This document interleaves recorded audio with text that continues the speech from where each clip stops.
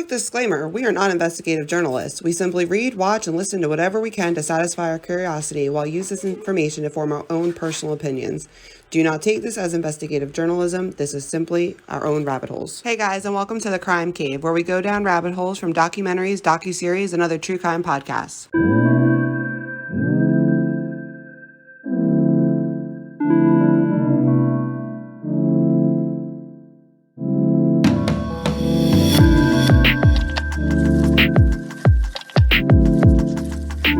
Hey guys, I'm Rachel. And I'm Victoria. How are you today, Victoria? I'm tired, but it's my doggy's birthday, so that's fun. How are you? Oh, it's your doggy's birthday. Did you make him a cupcake? I have doggy ice cream for him that he's gonna get later. And he's gonna get all the snuggles and love like he doesn't get that every day, but he's gonna get extra because he's 8 today. Oh. Well, that's good. We got a negative COVID test, so at least we don't got the Ronas. Woot, But woot. we all sound like we got some kind of sinus things going on, so. But we don't have Rona, so we're grateful. That is good. Yep. So what kind of crime story we have for us today? Oh, I have a story. Okay, so a man named Paul Tay, who is 58 years old and currently running for governor of Oklahoma, was arrested this past week or 2 weeks ago. I'm not sure. I'm not good with days. And he was charged with first-degree rape, kidnapping, and assault with a deadly weapon. Well, damn. I guess his election just ended way before November, huh? Mm-hmm. So the alleged incident, and I'm saying alleged because it's still being investigated. So the alleged incident started when a woman responded to a Craigslist ad to work on Tay's campaign.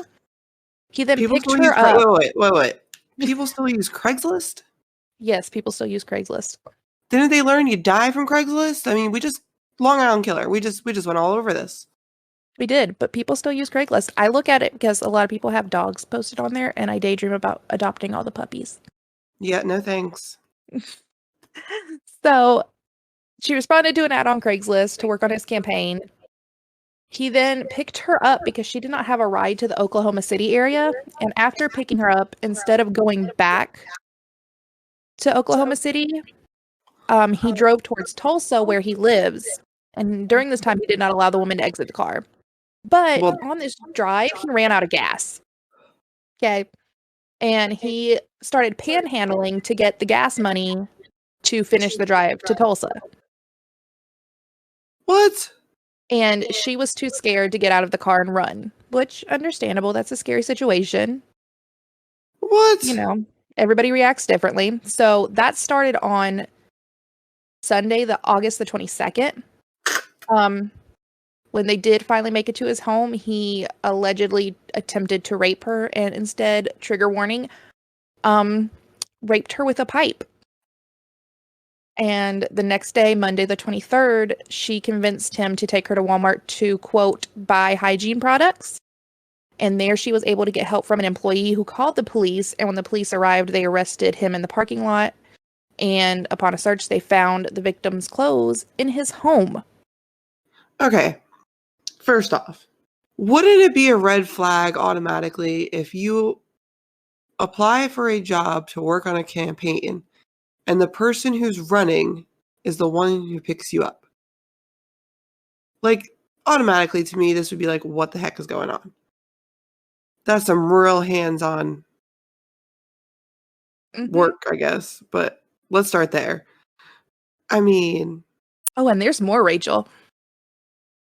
There's more. Go. I don't know how you can have more. He is known for running for a political office in the area and displaying offensive signage. So in 2016, he ran for mayor of Tulsa, and he disrupted a televised political debate he wasn't invited to. In 2019, he was arrested for sending threatening messages to a Tulsa City councilwoman.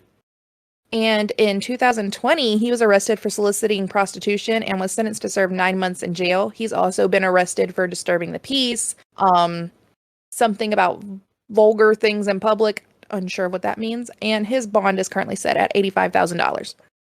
I mean, how does he have bond? What happened to 3 strikes, you're out? Beyond me. That's amazing. Anyways, hopefully that was the last straw and they get that shit under control, because Also, if you look him up, you can see like news videos he's done in the past. He kind of seems like a cuckoo bananas kind of guy. oh my God, I just looked up his picture. Yeah. What? Guys, we're not victim blaming at all when we say things of like these should be red flags. We're just stating our opinions, but we're not victim blaming at all. Like No, I'm not victim he's blaming. wrong. I just don't understand. I don't either. I don't get it. I don't understand how he's allowed to run for office again. Oh, that's what I don't understand. Is there not, so I don't know laws and stuff, but is there not like laws that you can't run for certain offices or anything if you've been arrested? Like I thought that was a thing. I mean, but apparently I was wrong. I know, like, when you become a lawyer, if you've been arrested, you have to go through like a special, it's like a hearing almost, to prove that you understand what you did was wrong and you regret it and you work to make your life better, blah blah blah. But I just don't see how, this was only a year ago, how is he running for governor now? Yeah, I don't know. And the governor thing was set to be voted on in 2022. So I'm hoping that this now means he's completely off that fucking ballot. Like his name Like, shouldn't yeah, be why on did it. you think you would run for mayor and not become mayor, but think you could become governor?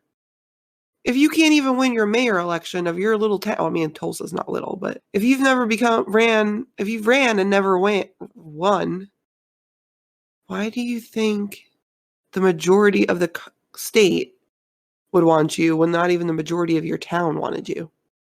I don't understand. He seems like, just a little bit that I've seen, he seems like one of those like cuckoo bananas people that thinks like he's really out there, which I'm on board for some like random people running for stuff because we need a shakeup, we need a change. It's interesting. I want to hear what you have to say.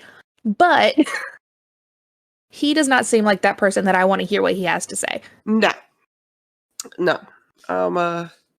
Sorry to the victim, and I hope that she speaks loud and clear that he does not deserve to be governor. Yes, we already have enough crazy people in offices. We don't need another. I agree. So there's your crazy crime news for the week. You're welcome. Well, thanks. Thanks for that. So this week we were requested to talk about BTK, or Dennis Rader. I hate this man with a passion. Yo, this man is the epitome of pathetic. And a fucking narcissist. Same thing in my opinion. You're only a narcissist because you're pathetic. Ooh, roast him, Rachel. I mean, he has no empathy, so why should I? Oh, I agree. I'm right there with you. Hey, so Dennis Rader was a little shithead from the get-go. Both of his parents worked a lot. He said later that he resented his mother because he felt ignored. I mean, you feel ignored because she's trying to put a roof over your head and food on your table. God almighty. Awful mother. Let's just throw her in jail now. From an early age, he had fantasies about torturing trapped and helpless women. So, red flag. Right off the bat, we got a red flag. And it's supposed, I have not seen like confirmed that he did this, but it's like a couple different places, like a lot of different places that he tortured and killed and hung small animals. And that's serial killer 101. Yeah. I mean, if you're that pathetic that you're going to take it out on poor animals, you're sick. Doesn't matter if you become a serial killer or not, you're sick. Like, fuck you if you get animals involved with your bullshit. And he also, like, really young got into, like, fetishes of, like, watching women through windows. And apparently one of these times that he did this, he, like, wrapped a rope around himself. And, like, that's where all of that really started. And he was really into cross-dressing. So there's that. Which makes no sense. Like, you have all this hatred for women, and then you're going to cross-dress. Like, if you just want to be a woman, just be a woman. I ain't stopping you. Like, he would steal their underwear. Like, he would steal women's underwear. Do you remember in high school when all my underwear was stolen? Yes, and I really want to know where that went. Like, total thought I had my own BT killer coming to kill me. Dude, that never clicked in my brain. Oh no, it clicked in mine. Shit. Well, you got lucky then. Nope, I was terrified. But I mean, I remember you telling me that about that, and I'm like, no, somebody's fucking with you. There's no way somebody actually just stole all your underwear. I mean, freaking weirdos. And that's the only thing they stole too. I mean, the house was broken into a couple times, but they stole my underwear. And it ain't even like I wore those, like, some fancy dancy underwear. You know what I mean? Like, it made no sense to me. People are weird, man. People are weird. So we've acknowledged the fact that Dennis Rader decided that his mother was neglectful because she worked and was, not there enough for him. But can you believe he got married? Yeah, I can. Solely because this man needs attention. Yo, I'm sorry, but the amount of attention that man needed, I don't see how he stayed married for that long. Because I would have been like exhausted. I just there's so much to unpack with this that it's just like, how the fuck did nobody know what was going on? So before he got married, he did serve in the Air Force from 1966 to 1970, which good for you, I guess. I'm kind of surprised you went into the military to surround yourself with men. Maybe he was trying to hide from his thoughts. Maybe. And then Maybe. he went and worked with his mom at a grocery store. He worked in the meat department, and she was a bookkeeper. And listen. Okay, how this gross is it that he screams worked in a Norman meat Bates. department? It is gross that he worked in the meat department when you think about it. Yeah. Like a butcher? Doesn't he not scream Norman Bates to you? He screamed sociopath. Yes, that too, but like, he's obsessed with his mom. I mean, he never felt enough loved with her. Gives the epitome of mama's boy, that's for sure. I just, ugh. After he worked with his mom, he gets an associate's degree and then a bachelor's. So why did he get an associate's degree in electronics? For somebody that got an associate's degree in electronics, let's be honest, he doesn't know much about him, apparently. I mean, maybe it's just because he did end up working for a security system company. And maybe that's helpful. I don't know. I don't know. His two degrees don't coincide at all.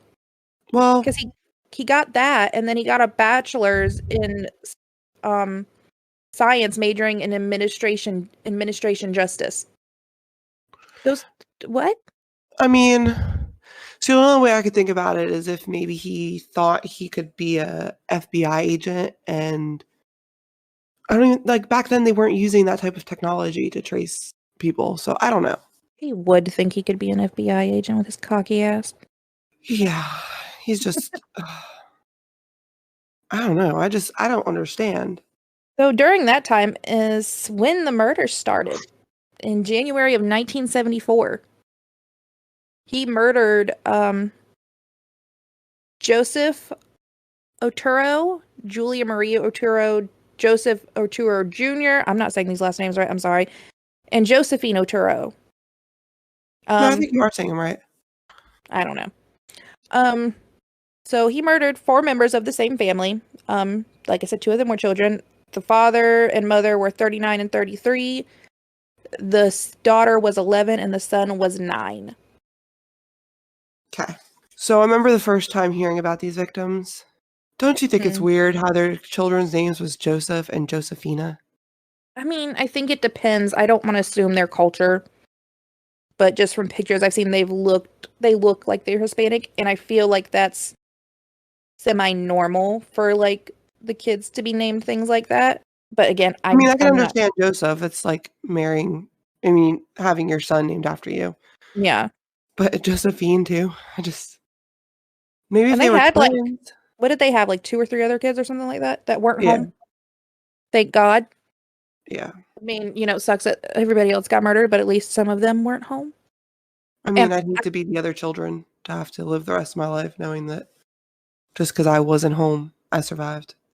They were at school. And listen, if you go watch like the things in court where he's confessing to these, I've watched a lot of people confess to shit. I've watched a lot of court shit. I've watched so much. He is in the top list of people that don't give a shit, that feel no remorse. They don't care. Like, he does not give a fuck about what he did.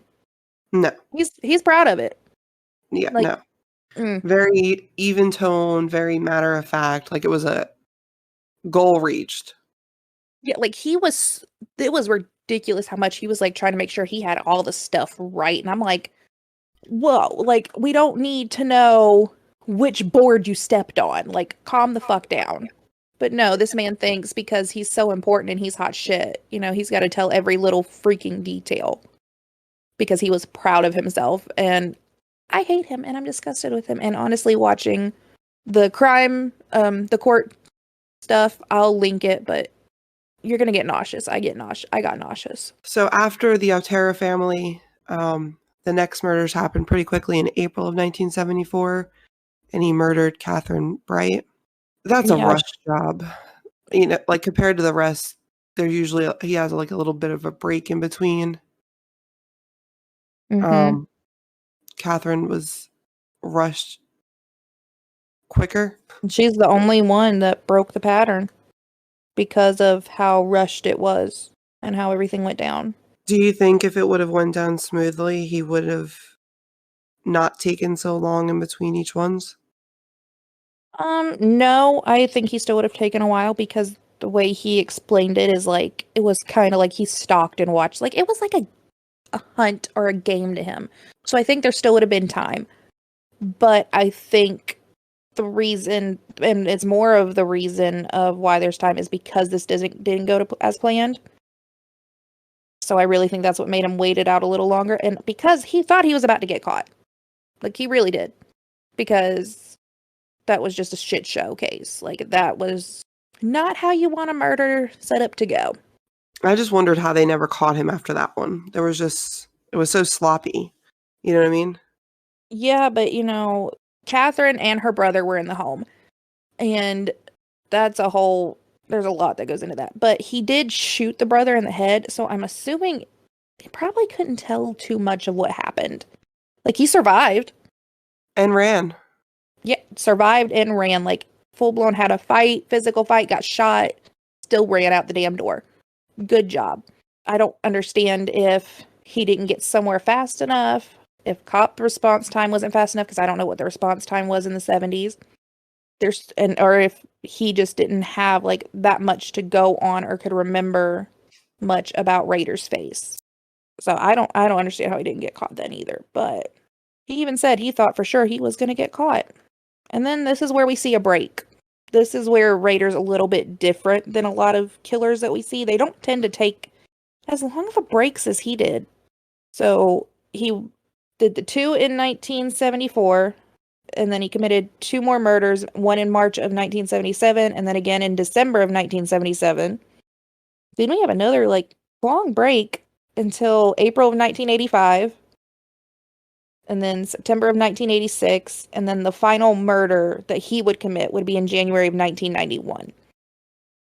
And wasn't his children born in his between children that were, time? Yeah, his kids were born in between that time, and he was working for the security company from 1974 till 1988. Which is scary that the person coming into your home is setting up the security system that's going to be able to bypass to do what he wants to do. Like, he's setting up security systems, which apparently, like, after they connected all of these and realized, oh, there was a serial killer, because fucking Rader and his narcissistic ass wrote news stations saying, oh, I did this, and which suggested all the names. He's the one that suggested freaking BTK. Yeah, he coined that his own nickname, which if you have to make up your own nickname, you're already sick. Like, a nickname is something someone gives you. You don't give it to yourself. Nope, you don't. So he's a hot mess. So in between all these murders, he has 2 kids with his wife, which I don't know about his son, but so I hope he's doing okay. I know the daughter's all right, at least, kind of. I mean, she still has PTSD, but she at least grew up and married and had children and moved away and Mm-hmm. wrote a book about having a father as a serial killer. Which I need to track it down. I haven't been able to find a copy. Like every I know time I it's go to on get it, Kindle. it's always checked out. Yeah, A Serial Killer's Daughter, A Story of Faith, Love, and Overcoming. The front of the book, it's crazy to me that she would even put his picture on there. Attention grabbing? Yeah, I guess. But they do have it at our library. Oh, might need to go to the library soon. So anyway, we got off track. We're good at that. So during the times of all these murders and everything that's going on, he was a Cub Scout leader, like working with kids. And he was apparently there was some of these murders, like he snuck off to commit these murders while on camping trips and like came back before anybody realized he was gone. And was also like taking pictures in the woods with like a lady's mask on his face and in women's clothing and like tied up like onto a tree. So that man was hanging out with children. Yeah, he was definitely hanging out with children, but I mean, not that Dexter's real or anything, but if Dexter didn't teach us anything, you have to live a very normal life to make yourself unsuspecting. So I see how he used his quote unquote family as a smokescreen to the real Dennis Jackass Rader. That's true. That's exactly what he did. He used his family and also used his faith because he was highly involved in a church.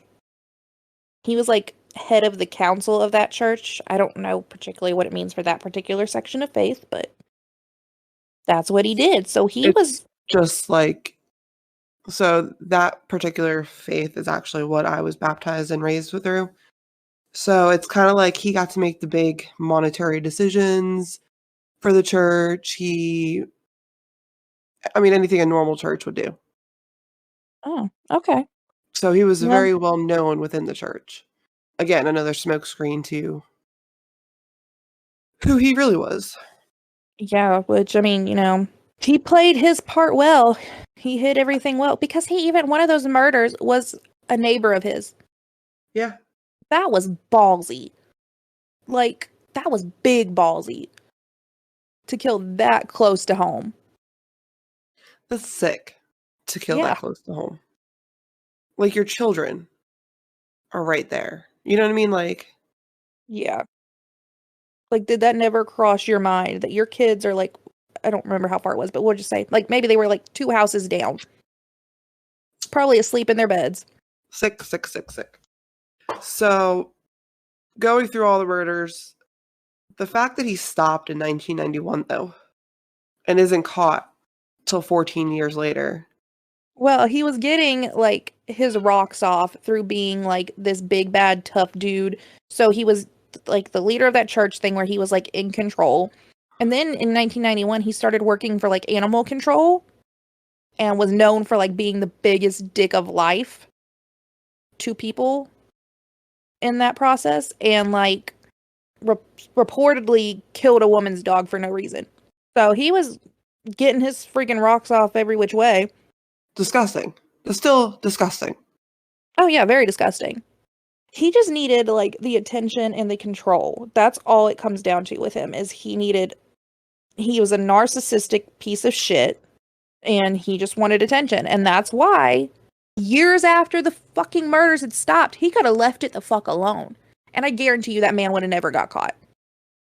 I don't think he ever would have got caught. But no, because he couldn't leave it the fuck alone. He starts sending letters and packages and stuff to news stations. He's leaving like these packages of like cereal boxes. A serial killer, he's so funny. Like leaving that shit around for people to find. Like, and in the cereal boxes was like Barbie dolls like tied up with like rope and stuff. Fucking sick. I bet you this was his daughter's Barbie dolls too. Dude, I never thought about that. Yeah, I think it's the grossest shit ever. And I'm sorry about my dog. It's actually my mom's dog. She's fine. She's living her life. She's giving us input. But yeah, if he would have left it the fuck alone, I don't think he would have got caught. I really don't. I mean, I know there was like DNA or something. Yeah. So, and now that they're doing the DNA on the cold cases, I think maybe he would have gotten caught later. Yeah, but it would have been a lot later than it was. And then, so this is the main reason this dumbass got busted. So he wrote into the police and asked them if he sent in a floppy disk with whatever was on it. I don't recall what was on it. But if he sent them a floppy disk, would they be able to track it back to him? And they said no, because realistically, they couldn't have. But Rader's a dumbass.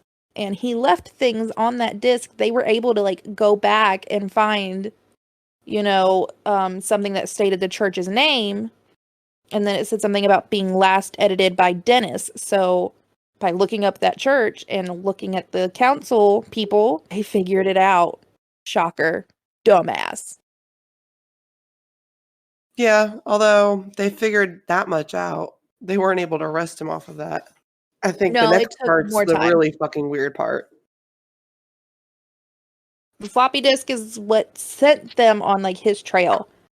How they had enough to arrest him is where we get into some questionable tactics. So, obviously part of his thing is he was doing this for like sexual gratification. So there was that kind of DNA left at the scene, and also some DNA under a woman's fingernails. And they tested that DNA by testing of his daughter.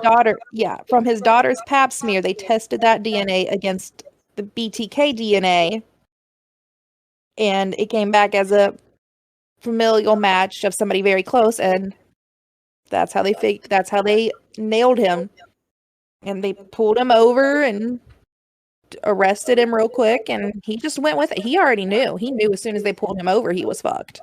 I just don't understand why they had to get a warrant for his daughter's DNA from a pap smear.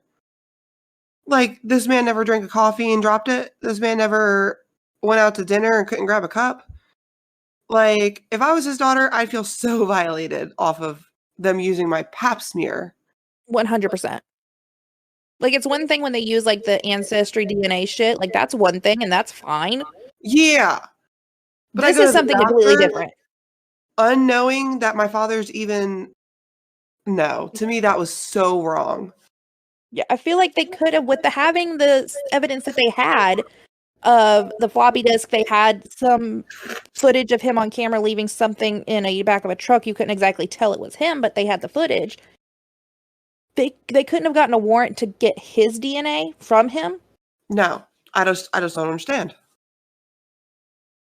Like, I feel like there was a million other ways to go about this, and I think personally, and this is the only part of the investigation that bothers me, the police fucked up on that.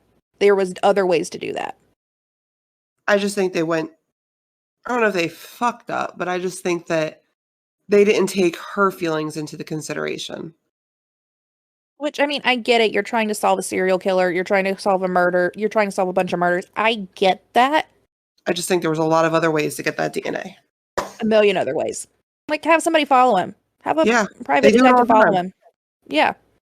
I don't understand. So, like I said, he ultimately just pleaded guilty and then did a whole confession thing and confessed to all the murders in detail. I will put that YouTube video link in the description so you can see that if you so choose to. That is your business. I do not encourage it because, like I said, it made me feel ill. Yeah, it was definitely disgusting.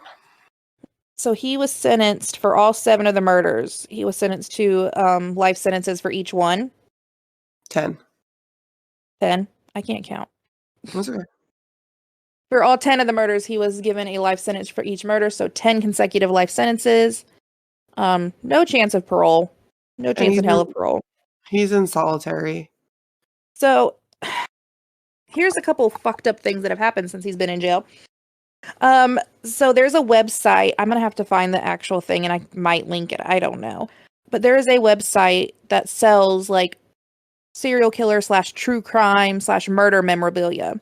Some of these things are like official copies of documents, drawings, paintings, things along those lines. Pictures of them from pictures of killers from whatever. Somehow, at some point on their website, they had for sale Rader's sweatshirt and pants, prison issued pants from the prison with his prison number on it and his name on it. And nobody knows how. Because you can't just send that shit out. And currently on that website, because I looked after I found that, his prison issued glasses are currently for sale. This man's still alive. He's still sitting in prison. Yeah. He has suffered some health issues, but yeah, he's still alive. He's in his 70s, so of course he has health issues, and I really don't fucking care about his health issues. And he lives in solitary confinement. And he's one of the people, though, that should be sentenced to death, in my opinion. But, you know. If we're going with whatever, you know, your views, you know, like we talked about before, my views are completely different. But if I was on your views of it, then yes, I would agree with you. But also, after he was arrested, his wife was granted an emergency divorce. I mean, if she wasn't granted that, I would wonder who the hell was on that judge seat that day. Mm-hmm. So I'm very happy that she was granted that emergency divorce and was able to just be like, and nope the fuck out of that situation. Man, that should have been an emergency annulment. I don't know what the rules are with annulments. I wonder if after that long you could get an annulment, but I doubt it. Yeah, you can't. But so, like as we've said before, he had 2 kids. His daughter has spoken publicly. Like we said, she has a book. She's done news interviews. They've written letters back and forth, like on and off. Like she goes a while without talking to him, but he'll keep writing her. You know, it's a weird situation. And I think last thing I saw, she had forgiven him, but they're still not like, you know, great terms, which you're not gonna be. Yeah, I mean, why would you be? People have done a lot less and not received more. And again, you guys might be like, oh my God, why is she still talking with her dad? He's a serial killer. She didn't know that side of him until after he was arrested. Like she was an adult when he got arrested.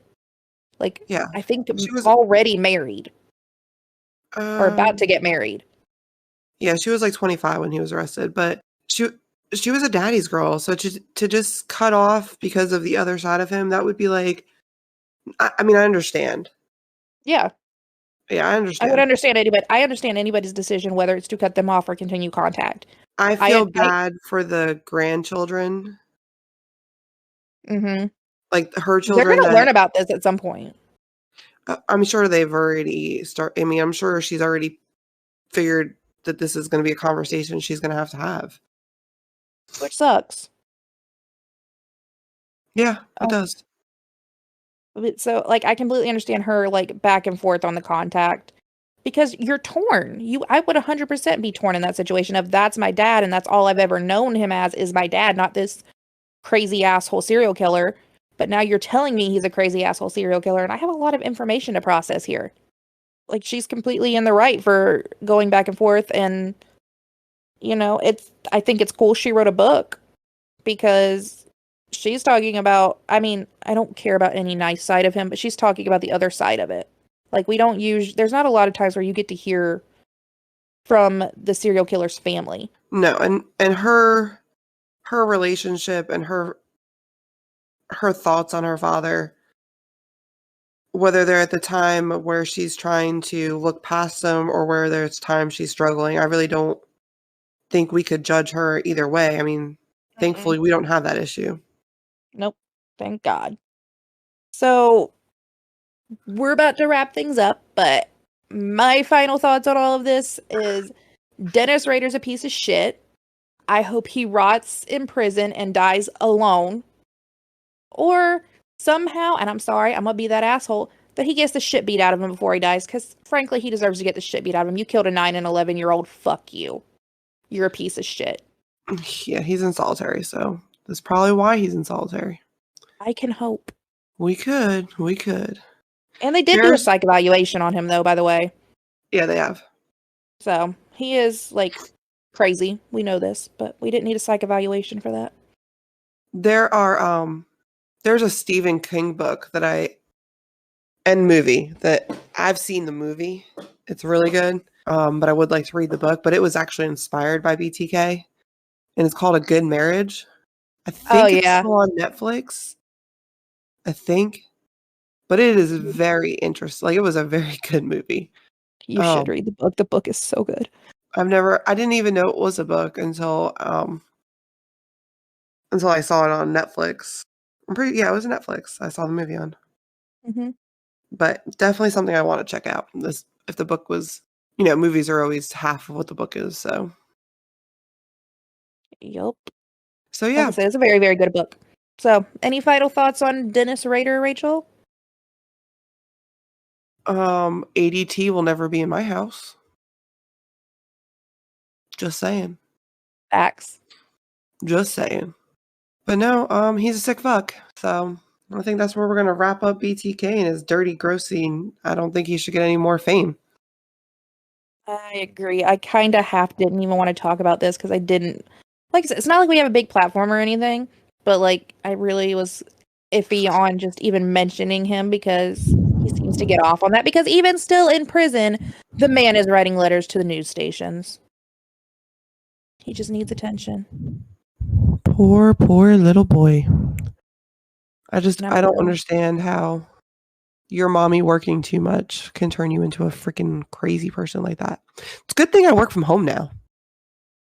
He can't. That's the thing. That's just a fucking excuse because he had 2 brothers and they both turned out just fucking fine. All right, guys. Thank you for joining us on this episode of Crime and Chill. Be sure to check us out on social media under Crime and Chill Podcast and join our Facebook group, Crime and Chill Fam, to talk crime with us and suggest any episodes you want to hear. Thanks for listening. Bye.